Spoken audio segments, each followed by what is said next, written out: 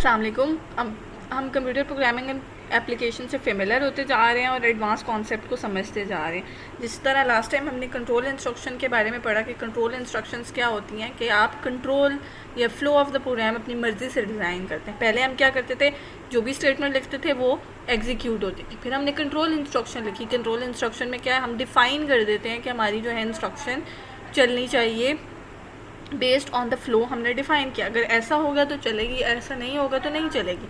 ठीक है, control define करने से क्या होता है, जिस आपकी चीज़ें जो हैं वो बेस्ड ऑन द डिसीजन हो जाती हैं। जैसे फॉर एग्जांपल आप एक पोर्टल बनाते हो, उस पोर्टल के अंदर आपके पास यूज़र नेम और पासवर्ड होता है।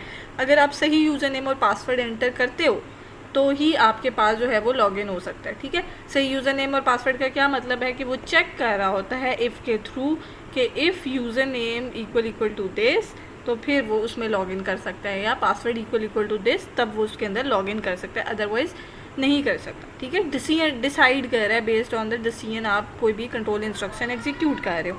इसी तरह आपके पास जो है वो मल्टीपल इंस्ट्रक्शंस एग्जीक्यूट करने के लिए अगर आपके पास मल्टीपल ऑप्शन है, जैसे आप लोग कॉल्स करते हो, ऑटोमेटिक कॉल्स होती हैं, जैसे आप हेल्पलाइन पे कॉल करते हो जैज़ वगैरह की, तो उसमें क्या होता है, हेल्पलाइन में आप 1 प्रेस करते हो तो आपका कार्ड एंटर होता है, 2 प्रेस करते हो तो आप क्यूरी कर सकते हो कि आपके कितने एसएमएस रह गए, 3 प्रेस करते हो तो कस्टमर सर्विस से मिल जाता है।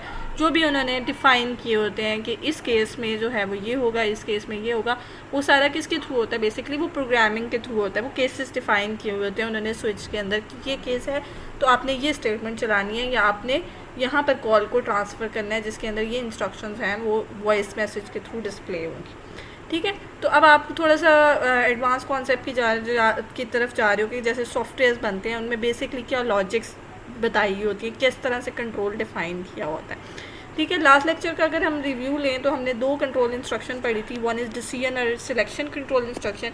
डिसीजन या सिलेक्शन कंट्रोल इंस्ट्रक्शन कौन सी होती है, इफ़ एल्स वाली। ठीक है, if else, nested if else, else if, ये आपके पास क्या है, डिसीजन कंट्रोल इंस्ट्रक्शन है, डिसाइड करती हैं बेस्ड ऑन द कंडीशन कि आपकी ये इंस्ट्रक्शन चलनी चाहिए या नहीं चाहिए, या नहीं चलनी चाहिए, या सेलेक्ट करती है कि इन दोनों में से कौन सी इंस्ट्रक्शन चलनी चाहिए। इसलिए इसका नाम डिसीजन कंट्रोल इंस्ट्रक्शन भी होता है, और आपके पास इसका नाम सिलेक्शन कंट्रोल इंस्ट्रक्शन भी होता है, क्योंकि ये सिलेक्ट कर रही होती है। ठीक है, दूसरी हमने पढ़ी थी स्विच स्टेटमेंट के, उसमें हम बताते हैं कि मल्टीपल केसेस हैं, किस केस के अंदर क्या चीज़ एग्जीक्यूट होनी चाहिए।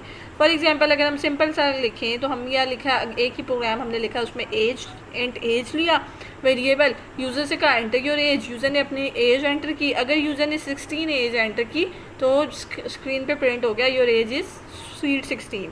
ठीक है, और अगर 16 नहीं उसने प्रेस की, अगर उसने 50 की तो 50 के केस में हमारे पास हो गया you have completed your half century. और अगर 16 या 50 के अलावा उसने 19 एंटर की, 20 एंटर की, 33 एंटर की, कुछ भी एंटर किया तो कुछ भी स्क्रीन पे प्रिंट नहीं होगा, क्योंकि ये भी कंडीशन ट्रू नहीं हो रही और ये भी कंडीशन ट्रू नहीं हो रही।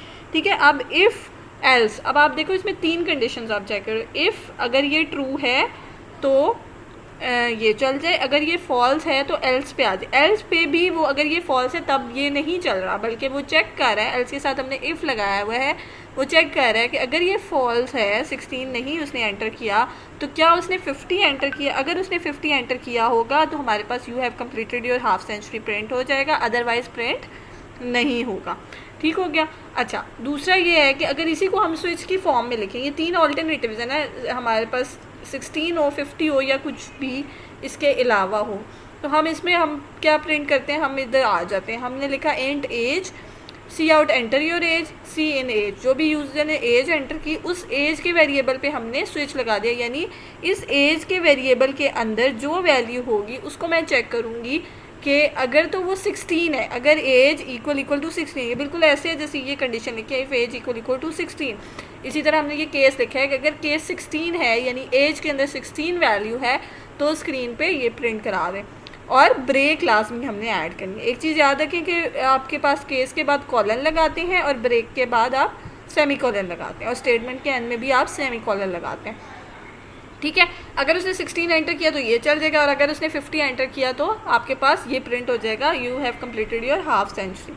ठीक है, ये थोड़ा सा मिस हो रहा है, स्क्रीन में से निकल रहा है, ठीक है।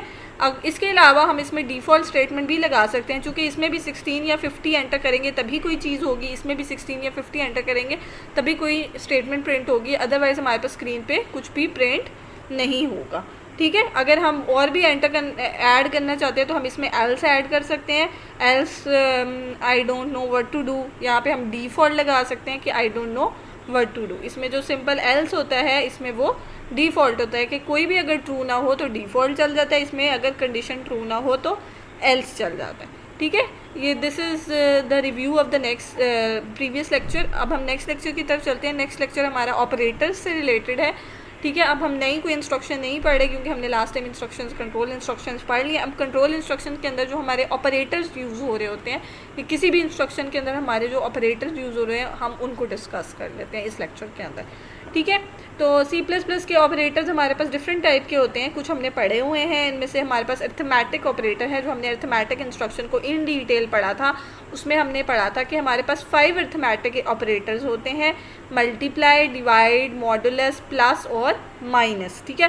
प्लस, माइनस, मल्टीप्लाई और डिवाइड का सबको अच्छी तरीके से आइडिया है कि किस तरीके से हमारे पास वैल्यू होती है। अगर हमारे पास 5 और 2 लिखा होगा तो अगर हम इसको प्लस करेंगे तो हमारे पास क्या वैल्यू आएगी, 7 वैल्यू आएगी। सॉरी, अगर हम इसको 5 नहीं करते, ये लिखने में 8 हो गया, 8 और 1 हमारे पास है, तो हमारे पास इसको प्लस करेंगे तो हमारे पास क्या वैल्यू आएगी, 9 वैल्यू आएगी। अगर हम इसको माइनस करेंगे, 8 में से 1 माइनस करेंगे तो क्या वैल्यू आएगी, 7 वैल्यू आएगी। अगर हम मल्टीप्लाई करेंगे 8 को 1 से तो वैल्यू क्या आएगी, 8 आएगी, और डिवाइड करेंगे तो वैल्यू क्या आएगी, 8 आएगी। 8 को 1 से डिवाइड करेंगे तब भी वैल्यू 8 ही आएगी, ठीक हो गया।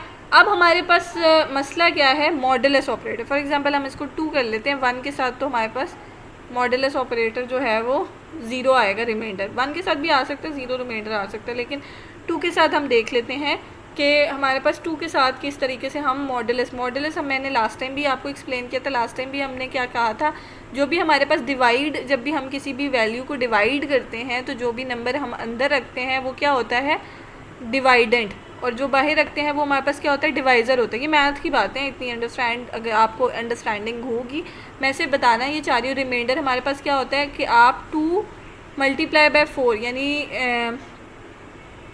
2 को अगर 4 से मल्टीप्लाई करेंगे तो आपके पास आंसर क्या आएगा, 8 आएगा। और हम इसको जब रिमाइंडर इसका क्या आता है, 0 आता है। तो जब भी हम 8 मॉडुलस 2 लिखते हैं तो उसका क्या मतलब होता है कि हमारे पास जो भी रिमाइंडर की वैल्यू आ रही है बेसिकली वो आंसर आता है हमारे पास, जो वेरिएबल के अंदर सेव हो रहा हो, ठीक है। ये मैंने लास्ट टाइम भी एक्सप्लेन किया था, दोबारा एक्सप्लेन कर दिया क्योंकि ये एक डिफरेंट सी चीज़ है।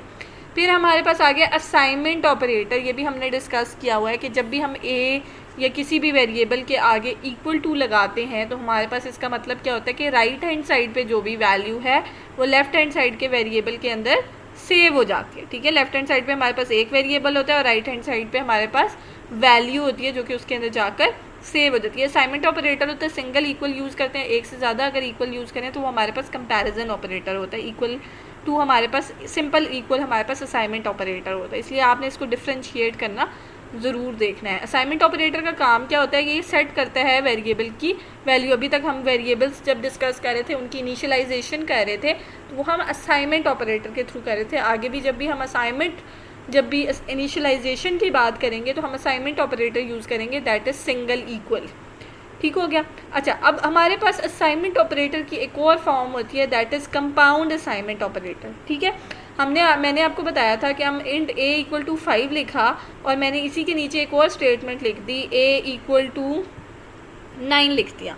तो a के अंदर जो 5 वैल्यू थी वो मेरे पास डिलीट हो जाएगी और 9 आकर सेव हो जाएगा, ठीक है। इस जो डिफ़िकल्टी है इसको ख़त्म करने के लिए कंपाउंड असाइनमेंट ऑपरेटर इंट्रोड्यूस हुए थे। उनका क्या काम था कि कंपाउंड असाइनमेंट ऑपरेटर में असाइनमेंट ऑपरेटर के साथ एक और अरिथमेटिक ऑपरेटर ऐड हो जाता है, ठीक है। अरिथमेटिक ऑपरेटर हमारे पास कौन से हैं, प्लस, माइनस, मल्टीप्लाई, डिवाइड और मॉडुलस के, ठीक हो गया। अब ये हमारे पास असाइनमेंट ऑपरेटर के साथ ऐड हो जाता है। तो जब भी हम कंपाउंड ऑपरेटर यूज़ करते हैं यानी a प्लस इक्वल टू 7 करते हैं तो हमारे पास ये नहीं होता कि ए में से 5 रिमूव होकर 7 सेव हो जाता है, बल्कि हमारे पास होता कि ये मैंने कमेंट किया हुआ है, ठीक है, यानी बताया हुआ है कि इसका असल मतलब क्या है, कि इसका मतलब होता है ए इक्वल टू ए की जो वैल्यू है उस वैल्यू के अंदर 7 को ऐड कर दें, ठीक है, ए की जो भी वैल्यू है उसके अंदर 7 को ऐड कर दें और उसको ऐड करने के बाद जो आंसर आता है वो ए के अंदर जाकर सेव कर दें। बेसिकली ये दो ऑपरेशन परफॉर्म करता है, यानी ए की प्रीवियस वैल्यू के अंदर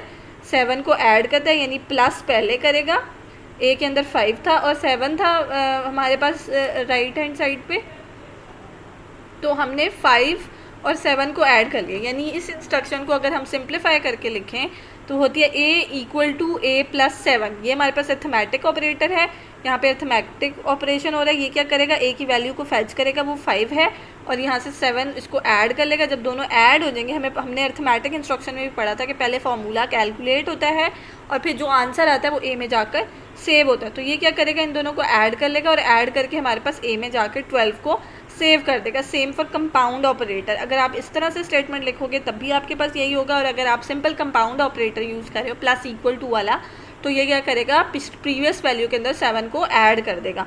इसी तरह अगर आप माइनस यूज़ करोगे तो प्रीवियस वैल्यू में से 7 को माइनस कर देगा। सेम फॉर मल्टीप्लाई, डिवाइड और मॉडुलस के 5 मॉडुलस 7 ले लेगा, जो भी आंसर आएगा वो आपके पास जो है वो सेव हो जाएगा इसके अंदर, ठीक है। 5 मॉडुलस 7 ले लेगा और इसका आंसर सेव कर देगा, जिस तरह 5 प्लस 7 किया था और आंसर सेव कर दिया था। 5 डिवाइडेड बाई 7 करेगा और आंसर सेव कर देगा, ठीक है। प्रीवियस वैल्यू को ओवरराइट नहीं करेगा, बल्कि पहले अर्थमेटिक ऑपरेशन परफॉर्म करेगा, उसके बाद जो वैल्यू है वो आपके पास उस लोकेशन पे जाकर सेव कर देगा, ठीक है। इसको आप थोड़ा सा ट्राई रन करके देखें।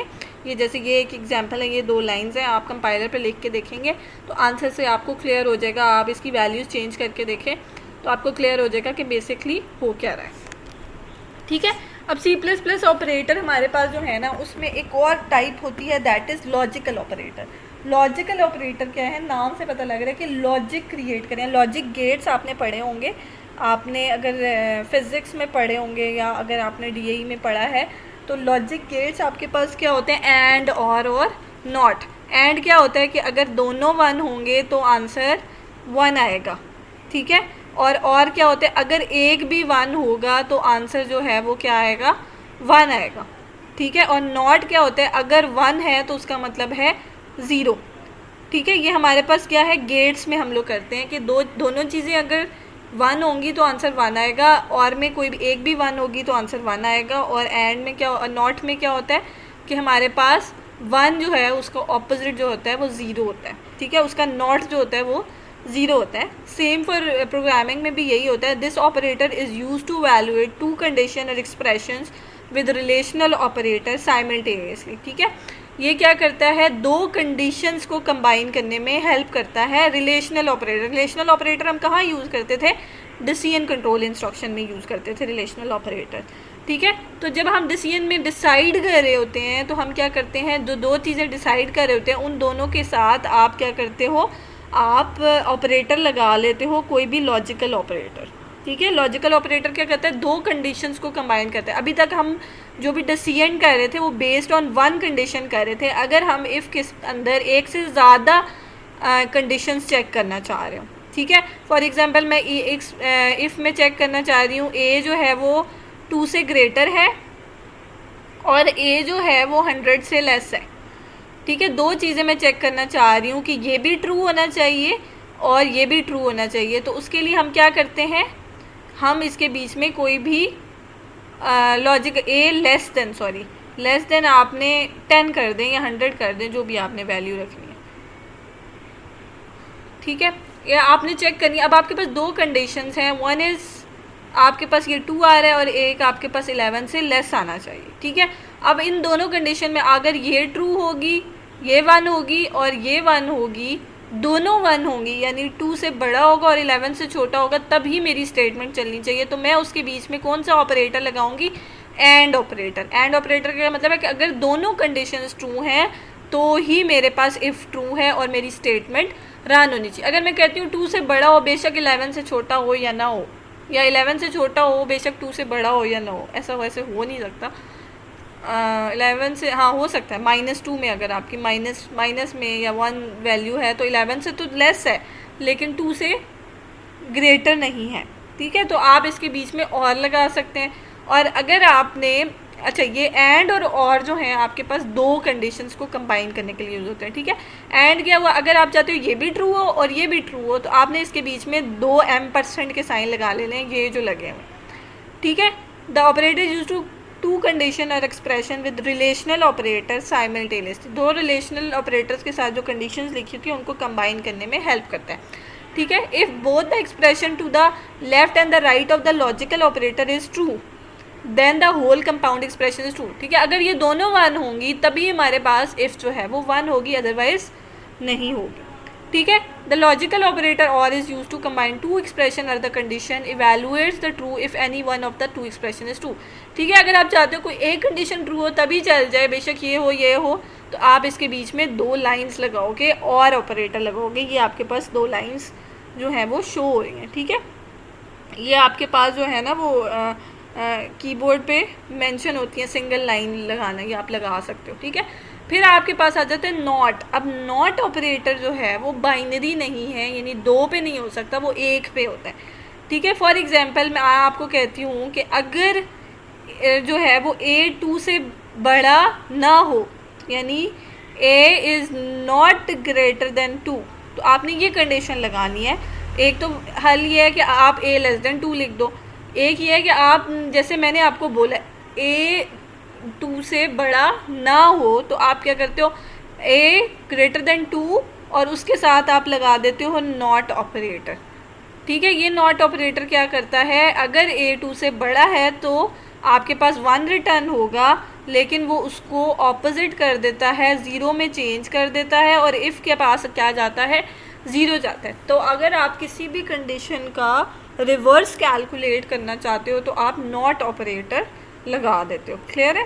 अच्छा, अब मैं आपको इसकी छोटी छोटी सी एक एग्जांपल बता देती हूँ कि अगर आप फॉर एग्जांपल आप चेक करना चाहते हो कि आइटम जो है वो फ्री है या नहीं, ठीक है। आइटम इज़ नॉट फ्री, अगर फ्री होगा तो आपकी प्राइस क्या होगी, 0 होगी, प्राइस इक्वल टू 0 होगी तो फ्री होगा। और मैंने आपको क्या चेक कहा है, चेक करें नॉट फ्री, तो आपने क्या किया, प्राइस इक्वल टू 0, यानी फ्री, नॉट का मतलब है नहीं है, फ्री नहीं है, तो आपने क्या किया, एक प्राइस का वेरिएबल ले लिया और आपने यूज़र को कहा एंटर योर प्राइस। यूज़र ने जो भी प्राइस एंटर की वो प्राइस के वेरिएबल के अंदर चलेगी। उसने चेक किया अगर प्राइस 0 के इक्वल है तो फ्री होगी, ठीक है। यानी अगर प्राइस आपकी 0 के इक्वल है तो क्या हो गया, फ्री हो गई। इसने उसको उलट कर दिया, अगर if price equal to 0 free है, सॉरी आपने प्राइस में वैल्यू डाली 4, ठीक है। इसको इस तरह से कर लेते हैं, वैल्यू डाल के चेक करते हैं। 4 इक्वल टू 0, ये आपके पास क्या आ गया, फॉल्स आ गया, यानी 0 रिटर्न हुआ। लेकिन इसको क्या किया, इसने उलट कर दिया, इसने इसको ट्रू कर दिया, और ट्रू हुआ तो इसका मतलब है प्लीज़ पे द प्राइस, बिल्कुल ठीक है, ठीक है। तो ये है कि अगर आपने 0 के अलावा कोई और प्राइस एंटर की तो आपके पास प्रिंट हो जाएगा प्लीज़ पे द प्राइस, ठीक हो गया। तो ये नॉट ऑपरेटर का यूज़ है कि आप जो भी कंडीशन को अगर रिवर्स कैलकुलेट करना चाहते हैं कि अगर वो ट्रू हो तो उसका ऑपोजिट कैलकुलेट हो जाए, तो आपके पास ये इस तरीके से चलेगा, ठीक है। सेकंड आपके पास क्या है, मैं सेकंड जो है वो हमारे पास और या एंड ऑपरेटर था, उसमें हमारे पास क्या है, check that number is whole number. For example हम चेक करना चाहते हैं कि यूज़र ने जो नंबर एंटर किया है वो होल नंबर है या नहीं, ठीक है। ये जो यूज़र से इनपुट लेना होता है वो ये होता है कि आप सी इन लगाओ और यूज़र से वो जो नंबर लो वो वेरिएबल के अंदर सेव कर दो। मैंने स्क्रीन पे क्या प्रिंट किया, एंटर नंबर, यूज़र ने जो भी नंबर एंटर किया मेरे पास नम में जाकर सेव हो गया। अगर नम ग्रेटर देन 0 है और नम इक्वल टू 0 है, यानी 0 1 2 3 4 5 कोई भी वैल्यू है तो मेरे पास ये होल नंबर है, ठीक है। 2 कंडीशंस हैं, या तो वो 0 से बड़ा हो यानी नेचुरल नंबर हो, या 0 के इक्वल हो, ठीक है। नेचुरल नंबर और 0 को ऐड करते हैं तो हमारे पास होल नंबर बनता है ना। होल नंबर में हमारे पास 0 1 होल नंबर का सेट जो होता है उसमें 0 1 2 3 ऑनवर्ड वैल्यूज़ होती हैं। इसलिए मैंने चेक किया कि मेरे पास नेचुरल नंबर है, नंबर ग्रेटर देन 0 है और नंबर इक्वल टू 0, इन दोनों में से कोई एक भी कंडीशन ट्रू है तो मेरे पास नंबर जो है वो होल नंबर है, ठीक है। अदरवाइज मेरे पास अगर ज़ीरो नहीं है और ग्रेटर देन ज़ीरो भी नहीं है तो मेरे पास क्या नंबर आएगा, नेगेटिव नंबर आएगा। तो this is an example of logical operators, कि आप लॉजिकल ऑपरेटर्स क्या करते हो, या तो आप किसी कंडीशन का ऑपोजिट कैलकुलेट करने के लिए यूज़ होते हो, या आप एक से ज़्यादा कंडीशंस को इफ़ के अंदर कंबाइन करने के लिए यूज़ कर सकते हैं, ठीक है। तो आपका कंट्रोल और ज़्यादा स्ट्रॉन्ग हो गया। जैसे हम चेक कर सकते हैं if user name equal to this and password equal to this, तब लॉग इन करें, अदरवाइज ना करें, ठीक है। तो दो कंडीशंस है ना, जब भी हम लॉग इन करते हैं हम दो चीज़ें चेक करनी होती हैं। अभी हमने एक सीखी थी कि सिर्फ एक हम कैसे चेक कर सकते हैं, अगर हमने दो चेक करनी है तो हम क्या करेंगे, उसके अंदर लॉजिकल ऑपरेटर को ऐड करेंगे, दो कंडीशंस को इस तरीके से कंबाइन कर सकते हैं। हम चाहते हैं कि अगर दोनों ट्रू हो तब आंसर आए, यानी यूज़र नेम और पासवर्ड मस्ट ट्रू हो तभी लॉगिन हो, तो हम एंड लगाएंगे, ठीक है। अगर हमारी कोई एक भी कंडीशन ट्रू हो, जैसे होल नंबर में है कि या ज़ीरो हो या ज़ीरो से ग्रेटर हो, तब भी हमारे पास वो होल नंबर ही होगा। तो ये हमारे पास बेसिकली क्या है, ये मेरे पास और की एग्जांपल है, लॉजिकल और की एग्जांपल आ जाती है, ठीक है। If you want to check user enter an upper case letter और small case letter, how you can identify, ठीक है। अब हम आ जाते हैं जो हमने फोर्थ लेक्चर के एंड में पढ़ा था, और उसमें मैंने आपको कहा था कि आप टाइप कास्टिंग तक देख लें, उसके बाद हम इसको बाद में डिस्कस कर लेंगे, ठीक है।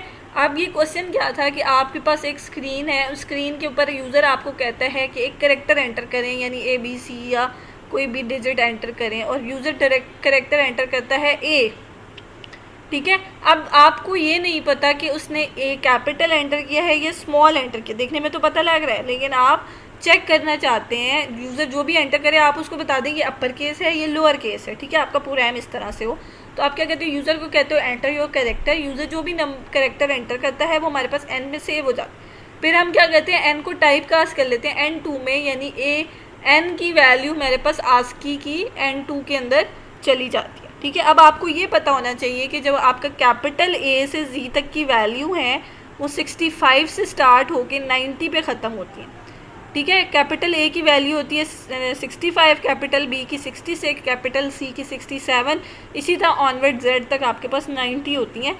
आप ASCII चार्ट में उसको देख भी सकते हैं। और स्मॉल a की 97 से स्टार्ट होके 122 तक जाती हैं, ये एक ही सीक्वेंस में होती हैं जैसे आपकी ABC होती है, ठीक है। तो आपने चेक कर लेना है कि जो भी ASCII वैल्यू है अगर वो 65 से ग्रेटर है और 90 से लेस है, यानी दोनों कंडीशन ट्रू हो, 90 से लेस भी होनी चाहिए और 65 के ग्रेटर भी होनी चाहिए, इक्वल भी होनी चाहिए, ठीक है। इक्वल या ग्रेटर, इन दोनों में से एक होता है ना, ग्रेटर देन इक्वल टू होता है ये, या ग्रेटर हो या इक्वल हो, या लेस हो या इक्वल हो, ठीक है। तो इसके बीच में जो भी वैल्यू, यानी मैंने 65 बेसिकली मैंने 97 एंटर किया है, स्मॉल a एंटर किया है ना, तो ये वाली कंडीशन मेरी फॉल्स हो जाएगी, ना तो 97 65 से ग्रेटर है और ना 90 से लेस है, दोनों फॉल्स हो गई। तो मेरे पास ये क्या हो गया, इफ़ के अंदर क्या चला गया, फॉल्स चला गया। अब मैंने यहाँ पे चेक किया N2 मेरी 97 थी, ये वाली कंडीशन मेरी ट्रू होगी और ये वाली कंडीशन भी मेरी ट्रू होगी, दोनों ट्रू हो गई। तो मेरे पास स्क्रीन पे क्या प्रिंट होगा, लोअर केस प्रिंट होगा। अगर मैंने कोई और सिंबल एंटर कर दिया, फॉर एग्जांपल मैंने अंडरस्कोर एंटर कर दिया है और वो इस रेंज में भी नहीं है और इस रेंज में भी नहीं है, तो इफ़ भी नहीं चला, इफ़ के बाद मैंने एल्स में देखा, एल्स नहीं, उस एल्स में उसने कहा एक और इफ़ चेक करो, अगर ये नहीं है तो चेक करो ये तो नहीं है, अगर ये भी नहीं है तो फिर एल्स पे आ जाओ। इसी तरह आप एल्सिफ का कॉम्बिनेशन बना सकते, उसके आगे एक और इफ़ भी लगा सकते थे, ठीक है। तो इसी तरह आप एल्सिफ का कॉम्बिनेशन बना सकते हैं। एंड में अगर आपकी ऊपर वाली कोई भी कंडीशन नहीं मीट कर रही तो आप एंड में आ जाओ, आप स्क्रीन पे प्रिंट करा दो इनवैलिड अल्फ़ाबेट, यानी जो चीज़ आपने एंटर की है, जो करेक्टर की आपने एंटर की है, ना तो वो अपर केस लेटर है ना वो लोअर केस लेटर है, बल्कि या तो वो नंबर है या कोई सिंबल है। तो यहाँ पे आप कोई और मैसेज भी प्रिंट करा सकते हैं, इनवैलिड अल्फ़ाबेट मैंने प्रिंट कराया, जैसे भी आपको सही लगता है। तो ये वो वाले इसकी एग्जांपल थी कि टाइप कास्ट कर लिया आपने, जो भी यूज़र ने करेक्टर एंटर किया और उस टाइप कास्ट ASCII वैल्यू की बेस पे आपने डिसाइड कर लिया कि अपर केस है या लोअर केस है। बड़ा इंटरेस्टिंग सा प्रोग्राम है कि आप स्क्रीन ओपन करो, आप यूज़र को कोई भी अल्फ़ाबेट एंटर करें, मैं आपको बताऊँगा आपने जो है वो कैपिटल एंटर किया या स्मॉल एंटर किया। अब इंटरेस्टिंग होता है, वो कहता है पता नहीं कि इसने ग्राफिकली चेक किया है, इस तरह से ड्रॉ होगा, तो अब यूज़र जिसको अंडरस्टैंडिंग नहीं होती प्रोग्रामिंग की, ठीक है, वो सोचेगा पता नहीं इसने किस तरीके से चेक किया, ठीक है। अब आपको अंडरस्टैंडिंग है तो आप चेक कर सकते हो कि भाई इसके पीछे जो भी कैरेक्टर की वैल्यू थी, आपने उसकी रेंज चेक कर ली, उस रेंज में फॉल कर रहा है तो ठीक है भाई, ये जो है हमारे पास अपर केस है, अदरवाइज मेरे पास लोअर केस है, ठीक है। अब हम ऑपरेटर्स पढ़ रहे थे, तो ऑपरेटर्स में हमारे पास नेक्स्ट ऑपरेटर आता है रिलेशनल ऑपरेटर। अच्छा, सम टाइम मैंने कहीं पे ना, जैसे ये प्रीवियस स्लाइड थी, इसमें प्लस प्लस मिस कर दिया, ठीक है, तो आप वो देख लीजिएगा, मैं इसमें ऐड भी कर दूँगी। अच्छा, C++ ऑपरेटर में हमारे पास नेक्स्ट ऑपरेटर आ जाता है रिलेशनल ऑपरेटर। रिलेशनल ऑपरेटर हमने पहले भी पढ़ा था। रिलेशनल ऑपरेटर हमारे पास क्या करते हैं, कंपैरिजन करते हैं किसी भी दो वेरिएबल्स का, कि अगर आपने चेक करना है, often it is required to compare the relationship between operands and bring out the decision and program accordingly, ठीक है। ये क्या करते हैं, किसी भी ऑपरेंड के बीच में वो वेरिएबल भी हो सकता है, कांस्टेंट भी हो सकता है, ठीक है। जैसे a less than 2, 1 greater than 7, ठीक है, b less than 7, b less than a, मतलब कोई भी हो सकता है, विद इन वेरिएबल्स भी हो सकता है, विद इन कांस्टेंट भी हो सकता है, वेरिएबल एंड कांस्टेंट का कॉम्बिनेशन भी हो सकता है। ये रिलेशनल ऑपरेटर बेसिकली क्या करता है, इन दोनों को कंपेयर करता है और आंसर में ट्रू या फॉल्स जो है वो बताता है, ठीक है। अब ए की वैल्यू पे डिपेंड करता है कि ये ट्रू है या फॉल्स है। इसी तरह 1 ग्रेटर देन 7, तो ये हमारे पास क्या है, फॉल्स है। 1 तो ग्रेटर नहीं होता, 7 ग्रेटर होता है। इसी तरह बी और ए की वैल्यू पे डिपेंड करता है कि ये ट्रू है या फॉल्स है, ठीक है। तो ये क्या करता है, कंपेयर करता है और रिटर्न करता है 0 या 1। अगर फॉल्स होगा तो 0 रिटर्न करेगा, अगर ट्रू होगा तो 1 रिटर्न करेगा, ठीक है। This is when the relational operator come into the picture. C++ support the following relation. हमारे पास रिलेशनल ऑपरेटर कौन से होते हैं, हमने जब इफ एल्स पढ़ा था तब भी हमने ये डिस्कस किया था कि लेस देन हमारे पास रिलेशनल ऑपरेटर होता है, less than equal to relational operator होता है, ग्रेटर देन होता है, ग्रेटर देन इक्वल टू होता है, ठीक है। मैथ में जब हम ग्रेटर देन इक्वल टू लिखते हैं तो हम ग्रेटर देन के नीचे एक लाइन लगाते हैं, लेकिन इसमें दो सिंबल्स का कॉम्बिनेशन बनाते हैं हमारे पास, कि ग्रेटर देन और इक्वल टू दो सिंबल्स हैं मेरे पास, ठीक है। इसी तरह इक्वल टू कंपैरिजन ऑपरेटर है, हमने पढ़ा था कि सिंपल इक्वल असाइनमेंट ऑपरेटर होता है, और दो इक्वल जो हैं वो हमारे पास इज़ इक्वल टू चेक करते हैं कि यानी ए इक्वल टू 2 है, यानी ए में 2 है या नहीं, ठीक है, उसका ट्रू या फॉल्स बताता है। इसी तरह नॉट इक्वल टू क्या होता है आपके पास, नॉट इक्वल टू चेक करता है कि ये इसके इक्वल है या नहीं है, ठीक है। फिर हमारे पास नेक्स्ट ऑपरेटर हमारे पास आ जाए increment decrement operator. Increment decrement operator हमारे पास क्या करता है, इंक्रीमेंट करता है, नाम से भी पता है, इंक्रीज करता है या डिक्रीज करता है, ठीक है। इंक्रीमेंट क्या होता है, वो जो पे में इंक्रीमेंट लगता है, पे इंक्रीज होती है, ठीक है। डिक्रीमेंट क्या होता है, आपके पास जो टैक्स लग रहा होता है डिक्रीज कर रहा होता है, डिक्रीमेंट ऑपरेटर। इसी तरह C++ में भी इंक्रीमेंट डिक्रीमेंट का यही मतलब है कि अगर आप वेरिएबल में वैल्यू को इंक्रीज़ कर रहे हैं तो इंक्रीमेंट है, अगर वैल्यू को डिक्रीज़ कर रहे हैं तो डिक्रीमेंट है, ठीक है। The increment decrement operator are one of the unary operator. अच्छा, याद रखें, जो यूनरी ऑपरेटर होता है वो सिंगल वेरिएबल पे लगता है, जो बाइनरी होता है वो 2 पे लगता है, इसी तरह जो टर्नरी होता है वो 3 पे लगता है। तो इंक्रीमेंट डिक्रीमेंट क्या है, वो एक वेरिएबल पे लगेगा, वो यूनरी ऑपरेटर होता है, ठीक है। रिलेशनल ऑपरेटर हमारे पास कौन सा था, बाइनरी था। लॉजिकल ऑपरेटर हमारे पास क्या था, उसमें 2 बाइनरी थे और एक यूनरी था। नॉट वाला हमारे पास यूनरी था, ठीक है। इसी तरह इंक्रीमेंट डिक्रीमेंट ऑपरेटर यूनरी होते हैं, यानी एक वेरिएबल पे लगते हैं। Which are useful in C++ language, they are extensively use in for and while loop. ये कौन किस में यूज़ होते हैं, for and while loop instruction में यूज़ होते हैं, हमारे पास रिपीटेशन कंट्रोल इंस्ट्रक्शन में होते हैं, जो कि हम नेक्स्ट लेक्चर में इंशाल्लाह पढ़ेंगे, ठीक है। अब इनका सिंटेक्स क्या होता है, हम क्या करते हैं, प्लस प्लस जो होता है, यानी 2 दफ़ा प्लस, सिंगल प्लस क्या होता है, अर्थमेटिक ऑपरेटर। 2 दफ़ा प्लस हमारे पास क्या होता है, इंक्रीमेंट ऑपरेटर। इसी तरह 2 दफ़ा माइनस हमारे पास क्या होता है, डिक्रीमेंट ऑपरेटर।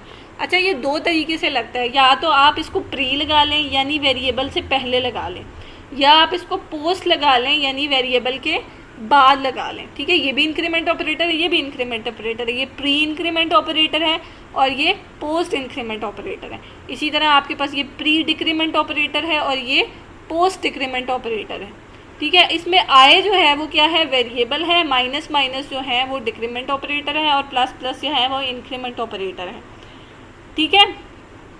अच्छा, the increment operator plus plus क्या करता है, एक नंबर ऐड करता है, सिर्फ एक 1 ऐड करता है, ठीक है। प्लस प्लस का क्या मतलब है, 1, यानी अगर हम लिखें i equal to i plus 1 तो उसका क्या मतलब है, वो भी सेम है। या अगर हम लिखें प्लस प्लस i या i प्लस प्लस, वो भी मेरे पास सेम आएगा। ठीक हो गया। अच्छा, plus plus i are same when they are form statement independently. अगर ये इंडिपेंडेंट स्टेटमेंट में होते हैं तो हमारे पास ये सेम होते हैं, आई प्लस प्लस या प्लस। अगर हम सिंपल इसको लिखें जैसे हमने यहाँ पर लिखा हुआ है आई प्लस प्लस और प्लस प्लस आई, तो दोनों सेम हैं, ठीक है, यानी ये दोनों सेम हैं। लेकिन अगर हम इसको असाइनमेंट ऑपरेटर के साथ यूज़ करते हैं तो इनके अंदर थोड़ा सा डिफरेंस होता है। वो डिफरेंस क्या होता है वो हम देख लेते हैं, ठीक है।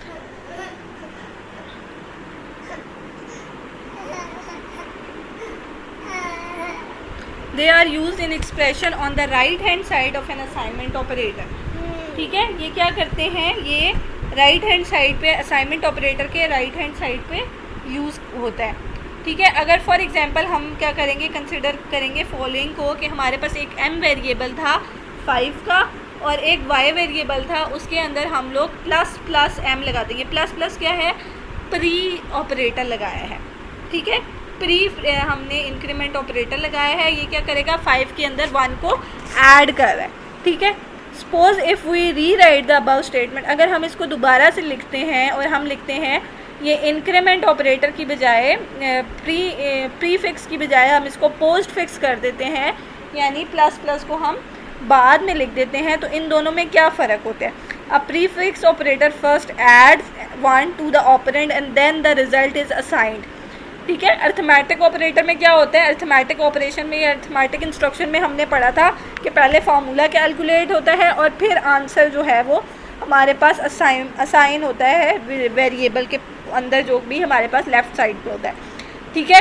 लेकिन हमारे पास इंक्रीमेंट डिक्रीमेंट ऑपरेटर में क्या होता है, अगर वो प्री फिक्स होगा उसमें सेम होगा जैसे अर्थमेटिक में होता है, पहले m के अंदर 1 ऐड होगा, यानी m की वैल्यू 5 थी तो m की वैल्यू क्या हो जाएगी, 6 हो जाएगी, और y के अंदर क्या सेव हो जाएगा, 6 सेव हो जाएगा। पहले कैलकुलेट होगा और फिर सेव होगा, ठीक है। लेकिन अगर इंक्रीमेंट या डिक्रीमेंट ऑपरेटर पोस्ट फिक्स होगा तो इक्वल टू m है, तो पहले y के अंदर वैल्यू सेव होगी, फिर m के अंदर वैल्यू इंक्रीमेंट होगी, यानी यहाँ पे y की वैल्यू 6 हो गई और m की वैल्यू भी 6 हो गई, क्योंकि m यूनरी ऑपरेटर था, उसने क्या किया, इसकी वैल्यू में एक ऐड कर दिया और जो भी आंसर था वो y को असाइन कर दिया।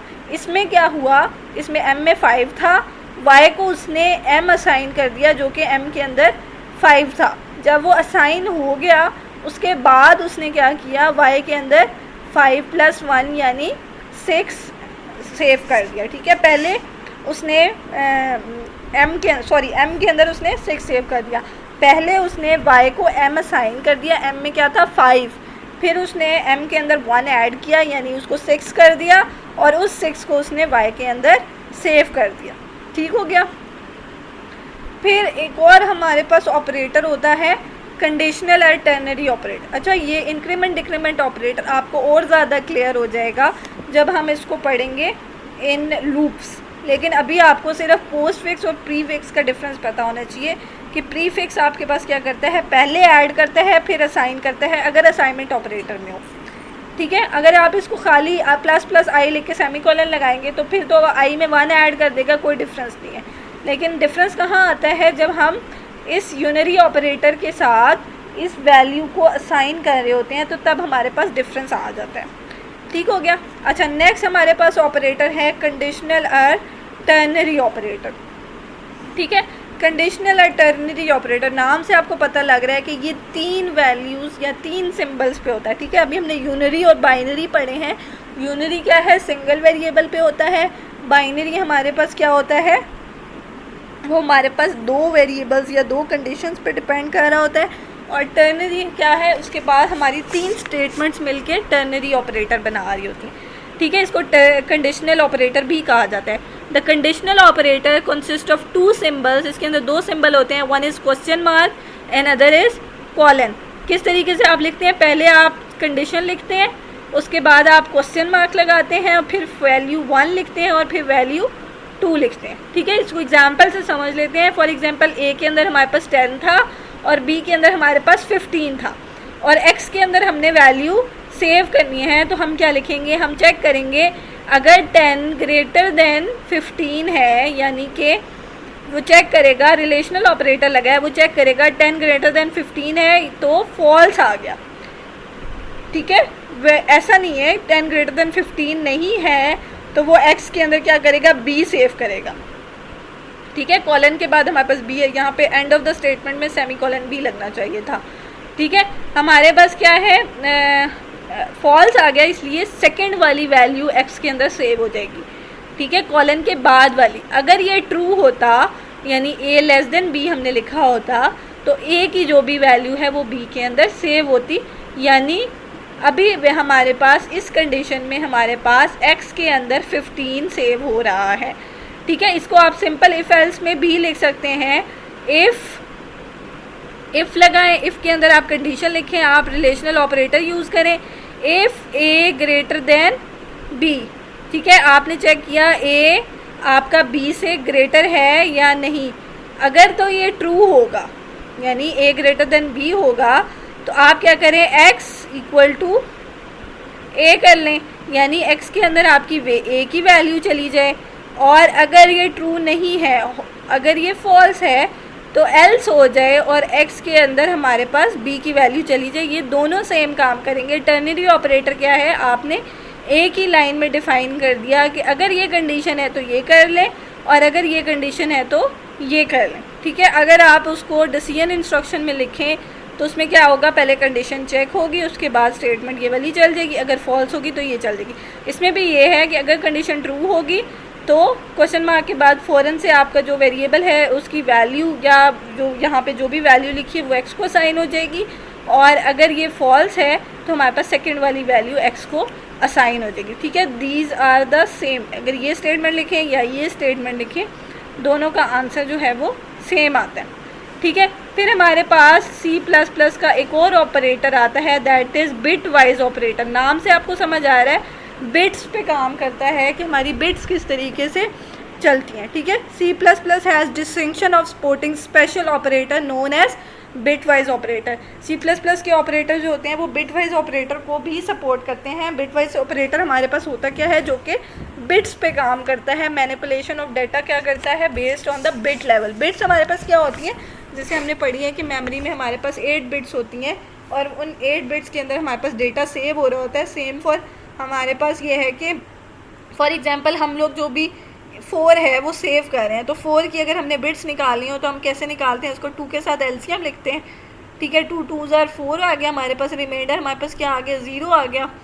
2 1s are 2 आ गया, रिमाइंडर हमारे पास क्या आ गया, 0 आ गया। इसकी हमारे पास बिट क्या बनी, हमारे पास बिट बनी 100। 3 बिट्स हैं और अगर हम 4 बिट में डेटा जो है वो सेव कर रहे हैं तो हम इसके राइट पे जो है वो लेफ़्ट पे जो है वो एक 0 ऐड कर देते हैं। तो ये हमारे पास बिट में, अगर हम 4 को बिट्स में रिप्रेजेंट करें तो इस तरीके से रिप्रेजेंट कर सकते हैं। ठीक है, तो ये बिट वाइज हमारे पास डेटा है। जो भी हमारे पास डेटा वैल्यू सामने आ रही है उसकी जो भी बिट वैल्यू होती है उसको कैलकुलेट करके उसके ऊपर ऑपरेशन परफॉर्म करते हैं। अब बिट वाइज ऑपरेटर कौन से होते हैं आपके पास, एंड होता है, और होता है, बिट वाइज एक्सक्लूसिव और होता है, शिफ्ट राइट और शिफ्ट लेफ्ट होता है।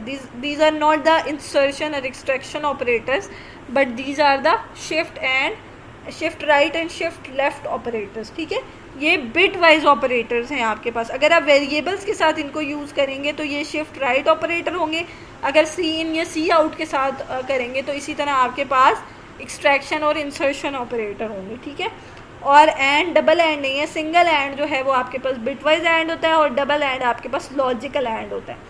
ठीक हो गया, इसी तरह बिट वाइज और है, इस तरह बिट वाइज एक्सक्लूसिव और है। बिट वाइज एक्सक्लूसिव और कौन सा होता है, वो जो एक्स और गेट होता है ना, जब सेम वैल्यूज़ होती हैं तब 1 आता है, अदरवाइज 0 आता है। तो एक्स और वाले ये वाला ऑपरेशन परफॉर्म करता है अगर आप ये सिंगल ऐड करो। ठीक है, हमने लास्ट टाइम अर्थमेटिक इंस्ट्रक्शन में भी डिस्कस किया था कि ये वाला जो ऑपरेटर होता है this is not for the power of operator, बल्कि ये हमारे पास पावर ऑफ ऑपरेटर की जगह हम mat.h की लाइब्रेरी यूज़ करते हैं जिसमें POW का फंक्शन यूज़ करते हैं। तो ये हमारे बिट वाइज ऑपरेटर हैं। इसमें से एक की एग्जांपल हम देख लेते हैं। सबसे पहले हम ये देख लें कि जो भी हमारी डेसिमल वैल्यूज़ होती हैं, जैसे आपने डेसिमल टू हेक्साडेसिमल और बाइनरी कन्वर्जन में भी आपको आता हो, अगर नहीं आता तो मैं आपको इसमें थोड़ी सी हेल्प दे दूँगी, एक लेक्चर एक्स्ट्रा हेल्प के लिए दे दूँगी, ठीक है। वो ये होता है कि आपके पास डेसिमल आपके पास 1 है, हेक्साडेसिमल वैल्यू आपके पास 1 है, और बाइनरी वैल्यू जैसे मैंने अभी कैलकुलेट की उस तरीके से आप बाइनरी वैल्यूज़ की कैलकुलेट कर सकते हैं। 1 की 1 ही आती है और उसके पीछे 3 बिट्स ऐड करके हम इसको 4 बिट्स में कन्वर्ट कर लेते हैं। 2 की हमारे पास 1 0 आती है, उसके पीछे हम 2 बिट्स ऐड कर लेते हैं, ठीक है। अब 9 तक तो हमारी एग्जैक्टली इसी तरीके से कैलकुलेट होती हैं। जब हमारे पास 10 की वैल्यू होती है वो हेक्साडेसिमल में हम उसको B से डिनोट करते हैं, 15 को F से करते हैं। इसी तरीके से ये हमारा एक टेबल बना हुआ है जिससे हम ये वैल्यूज़ ऑटो कैलकुलेट करनी भी आती होंगी कुछ लोगों को, अगर नहीं आती तो आप मुझे बता दीजिएगा, हम इसको दोबारा से इसका एक रिकैप ले लेंगे कि किस तरीके से हम डेसिमल टू हेक्साडेसिमल कन्वर्जन करते हैं और हेक्साडेसिमल टू बाइनरी कन्वर्जन करते हैं, ठीक हो गया। तो बेसिक ये होता है कि आप हेक्साडेसिमल से जो है वो डेसिमल और डेसिमल से बाइनरी कन्वर्ट कर लें, बाइनरी से डेसिमल और डेसिमल से हेक्सा कर लें, वो उसके काफ़ी मेथड्स होते हैं, इसको हम देख लेंगे, ठीक हो गया। अच्छा, बेसिक आपको ये पता होना चाहिए कि बेसिकली ये जो आपकी वैल्यूज़ होती हैं डेसिमल की हों या हेक्सा की हों, उनकी बाइनरी कैलकुलेट होती है और जो बाइनरी होता है उस पर ऑपरेशन परफॉर्म हो रहा होता है, ठीक है। इसका हम यूज़ देख लेते हैं कि बिटवाइज ऑपरेटर्स का यूज़ क्या होता है। कि सॉरी ये इंट मेन है, वॉइड मेन नहीं है, ठीक है। आपके पास क्या है, अनसाइंड इंट ए ले लिया मैंने। अनसाइंड क्यों? क्योंकि अनसाइंड और साइंड की जो आस्की होती है सॉरी जो बाइनरी होती है वो डिफरेंट कैलकुलेट होती है, ठीक है। उसमें बाइनरी साइंड बिट भी होती है कि ये जो लास्ट वाली बिट है ये शो कर रही होती है ये पॉजिटिव नंबर है या नेगेटिव नंबर है, ठीक है। उस पर भी काम हो सकता है, लेकिन अनसाइंड हमने इसीलिए लिया कि हमें बाइनरी निकाली, अपने लिए बाइनरी निकाली आसान है कि हम वेरीफाई कर लें कि वाकई ऐसा है, ठीक है। हमने एक ए वेरिएबल ले लिया 60, उस 60 की मैंने बाइनरी निकाली और उसको मैंने 8 बिट्स में कन्वर्ट कर दिया है, ठीक है। ये मेरे पास कितनी है 8 बिट्स बन रही है। 8 बिट्स में मेरे पास ये अगर 60 की बाइनरी निकालो तो 8 बिट्स में वो इस तरीके से बन रही है, ठीक है। इसी तरह हम अनसाइंड इंट बी ले लेंगे तो ये मेरे पास 13 है और 13 की बाइनरी मेरे पास ये बनती है, ठीक है। अगर इसकी बाइनरी बनाएं बिट्स में इसको रिप्रेजेंट करें तो ये बनती है। अब हमारे पास अनसाइंड इंट सी हमने एक ले लिया और इस सी के अंदर हम ए एंड बी सेव करते हैं, ठीक है। अब ए एंड बी क्या करेगा, इन दोनों का एंड ले लेगा, ठीक है। इन दोनों का एंड का क्या मतलब है कि देखेगा अगर 0 1 है यानी दोनों एक 0 है एक 1 है तो 0 आ जाएगा, फिर 0 0 है तो 0 आ जाएगा, दोनों जब 1 होंगे तो 1 आएगा, अदरवाइज जब इनमें से कोई एक भी 0 होगा तो आंसर 0 आ जाएगा। अब इसकी अगर आप कन्वर्ट करें, इस नंबर को आप बैक टू कन्वर्ट करें अपने डेसिमल में, तो डेसिमल में ये क्या होता है, ये 1 होता है, 1 हमारे पास 0 हो गया, ये ख़त्म हो जाएगा, 2 भी ख़त्म हो जाएगा, रह क्या जाएगा हमारे पास 4 रह जाएगा और 8 रह जाएगा। 4 में 8 को आप ऐड करें तो आपके पास आंसर क्या आता है, आंसर आपके पास आता है 12। तो जब भी आप इस प्रोग्राम को एग्जीक्यूट करें तो आपके पास स्क्रीन के ऊपर 12 प्रिंट होना चाहिए। वैसे तो ए और बी करें तो क्या आना चाहिए, 73 आना चाहिए। ए और बी की वैल्यू ऐड होगी तो 73 आएगी, लेकिन ये क्या करता है, ए की बिट्स कैलकुलेट करता है, बी की बिट्स कैलकुलेट करता है और उन बिट्स को ऐड करके उनका आंसर शो करता है, ठीक है। अब ये कंफ्यूज नहीं होना कि ये 8 बिट्स हैं और 8 बिट्स किस तरह से कैलकुलेट हो रही हैं, हमने कैसे कैलकुलेट करनी, आपका इसमें कोई नहीं है। देखिए आपने देखा होगा ये मैंने मल्टी लाइन कमेंट लगाया हुआ है, सिर्फ ये कमेंट में वेरीफाई करने के लिए आपको बता रही हूँ कि ये बिट्स कैलकुलेट करेगा और उन बिट्स के ऊपर ऑपरेशन परफॉर्म करेगा, ठीक है। इसमें सिर्फ वैल्यू ये है कि आपकी जो भी ए में वैल्यू जा रही है बी में वैल्यू जा रही है, आपने सिंपल ए एंड बी लिख लेना है। पीछे बिट्स कैसे कैलकुलेट हो रही हैं, क्या ऑपरेशन हो रहा है, किस तरीके से एंड ले रहे हैं, क्या आंसर आना चाहिए, वो सारा आपका कंपाइलर का काम है कि वो उसको किस तरीके से कैलकुलेट करता है और किस तरीके से आंसर आपको डिस्प्ले कराता है, ठीक है। ये आपने इसका सिर्फ आइडिया होना चाहिए, एज एन इंजीनियर आपको पता होना चाहिए कि सॉरी एज एन टेक्नोलॉजिस्ट आपको पता होना चाहिए कि आपके पास जो हैं वो इस तरीके से चीज़ें बैक एंड पे कैलकुलेट होती हैं। बाकी ये सॉफ्टवेयर बना हुआ है जो इसको खुद कैलकुलेट कर रहा होता है। ठीक है, तो आज हमने ऑपरेटर्स पढ़े हैं, जो कि ऑपरेटर्स हेल्पफुल होते हैं हमारे पास, जो भी हम इंस्ट्रक्शंस परफॉर्म कर रहे होते हैं उनको उनमें हमारे पास जो ऑपरेटर्स यूज़ हो रहे हैं उनका क्या मतलब होता है। ठीक है, मैंने अभी सिर्फ आपको एंड बताया है।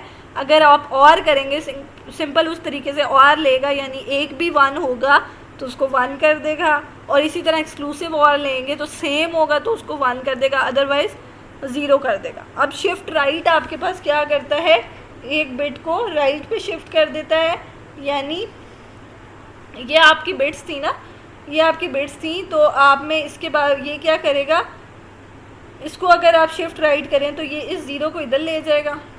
ठीक है, ये 0 आपके पास इधर आ जाएगा और ये वाला 0 आपके पास कैंसिल हो जाएगा।